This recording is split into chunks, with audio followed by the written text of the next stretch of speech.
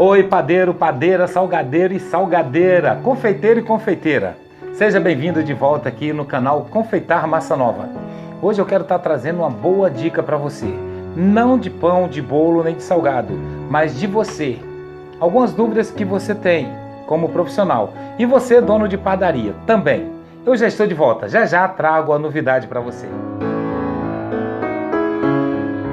Estamos de volta aqui, como eu prometi, vou trazer para você algumas dicas que é importante que a gente só lembra delas no final.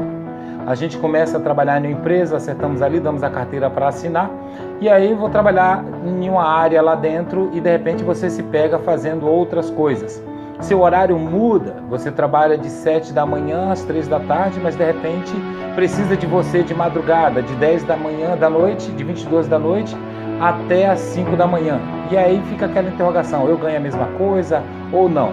A pergunta é, que muitos fazem, se o meu horário de trabalho, é de 22 até as 5 da manhã, além do meu salário, eu tenho direito a adicional noturno? Essa é uma pergunta que muita gente tem. E a resposta é essa. A remuneração do trabalho noturno tem que ser superior à do diurno. A consolidação da lei do trabalho estabelece que o horário entre as 22 horas e as 5 da manhã, isso é considerado trabalho noturno. Se ele passar desse horário, mas se ele vier de uma jornada considerada noturna, ou seja, de 22 às 5, há também, ainda que ele ultrapasse até as 6, às 7 da manhã, ele vai ter uma remuneração também como se fosse noturno o trabalho. Bom, se ele trabalha de madrugada, é considerado horário noturno, ele tem direito à respectiva adicional. E se ele vier, ainda que ultrapasse as 5 horas da manhã, que é o horário limite de 22 às 5 para o trabalhador urbano, esse horário também é considerado aos olhos da lei como sendo noturno. Que o trabalhador já vem de uma jornada de desgaste, de um ambiente em que o organismo entende que aquilo é um trabalho noturno.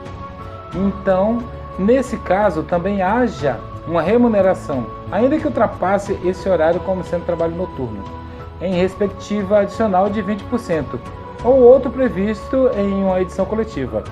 A próxima pergunta é muito importante. Olha só essa pergunta, é muito interessante. A pergunta agora é para o proprietário, o dono, o panificador. E é essa pergunta: o funcionário demitido por justa causa, ele perde direito às férias? Já te trago a resposta. As férias proporcionais, o entendimento do Tribunal Superior do Trabalho é que o trabalhador, quando comete justa causa, ou abandono de emprego, outra forma de justa causa, ele perde o direito às férias proporcionais. Entretanto, com relação àquelas férias que ele já adquiriu o direito, as férias que já completaram o período aquisitivo, essas, mesmo na hipótese da dispensação por justa causa, ele não perde o direito. Mas as proporcionais, o entendimento do TST, que é o Tribunal Superior do Trabalho, é que haja a perca do direito às férias proporcionais. Agora vai uma pergunta que muito padeiro faz, ou muito salgadeiro, ou muito confeiteiro. Ele fala assim: se eu tiver que produzir algum produto fora do que está na minha carteira ali, fora do que eu sou na padaria, se eu sou salgadeiro, eu sou salgadeiro, se eu sou padeiro, eu sou padeiro, se eu sou confeiteiro, eu sou confeiteiro. Se eu tiver que produzir algum produto extra, eu tenho direito a um salário extra? Se eu tiver que produzir alguma coisa fora da minha profissão? A resposta é essa.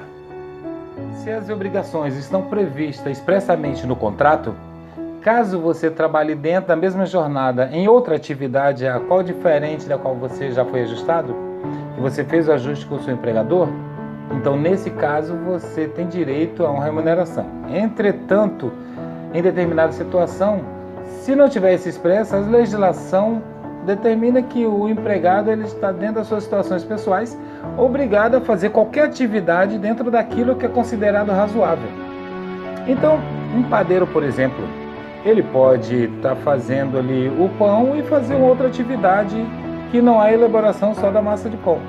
Ele pode fazer uma massa de bolo, confeitar um bolo, fazer um salgado, ou seja, alguma coisa que seja razoável, aceito pela sociedade, pelas pessoas como sendo uma atividade do padeiro. Em determinadas situações, ou seja, em algumas empresas que existem definições. Quem é o padeiro, quem é o confeiteiro, quem é o operador de forno, quem é o maceiro, ou quem é o mestre. Nessas situações, se estiver expresso na convenção, ou se estiver expresso no contrato que existe essas alterações diferenciadas, nesse caso, se for na mesma jornada de trabalho, nesses casos é possível uma remuneração, né, com direito do trabalhador. Isso é muito importante. Essa pergunta é para esclarecer algumas coisas para o panificador, para o proprietário, o dono da empresa. Ele pergunta, posso dar folga aos meus profissionais dia de semana, sendo que a padaria abre domingo? Essa é uma pergunta que você terá a resposta agorinha. Olha só, pode sim. É autorizado o trabalho em geral, né?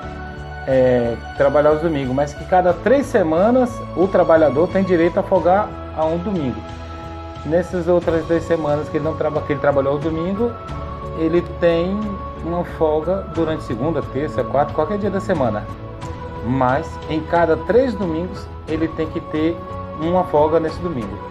Porém, os outros dias pode ser normal. O empregador e o patrão pode conceder a folga nesses últimos dias sem isso que esteja descumprindo alguma legislação do trabalho. Eu espero que vocês tenham gostado dessa dica. Isso não vai influenciar a maldade no coração dos profissionais, porque eu estou aqui falando com profissionais, só para conscientizar a cada um naquilo que tange a sua responsabilidade e direito de ir e vir. É importante estarmos juntos. Não esqueça de estar aí dando o seu sinal de gostei, ou se não gostou também, estamos juntos e eu quero aprender mais com vocês, porque eu sou profissional que nem vocês e preciso de expandir os meus horizontes. Um abraço, tudo de bom para você com o curso Confeitar Massa Nova.